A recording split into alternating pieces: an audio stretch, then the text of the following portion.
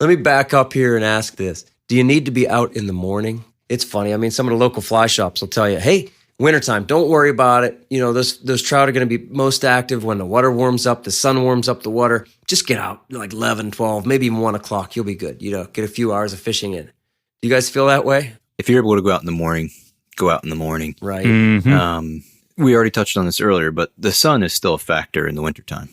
You mean the sun's brightness? You mean warming up? Brightness. Thank you. Yeah. So the sun in the fish's eyes is still as much as a factor as it is in the winter, as it is as any other season. Right. I think there's advantages that you can still kind of get on your side when the weather's cold and early.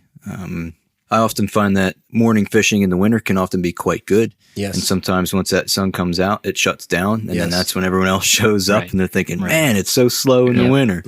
And to your point on the sunlight, I think never is the river more naked than in the winter, right? You know, there's no foliage. So true. And those trout have to be feeling as vulnerable as possible. Oh, yeah. That's a good point. Yeah, good point. That sun hits them a lot sooner.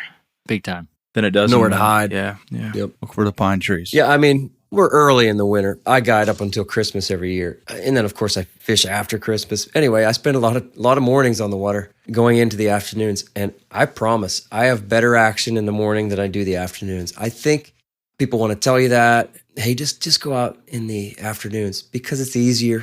You know, I think people want it to be that way. But for me, it's not that way. For me, it's still a morning thing. If I can get out in the morning, I'm going. Absolutely.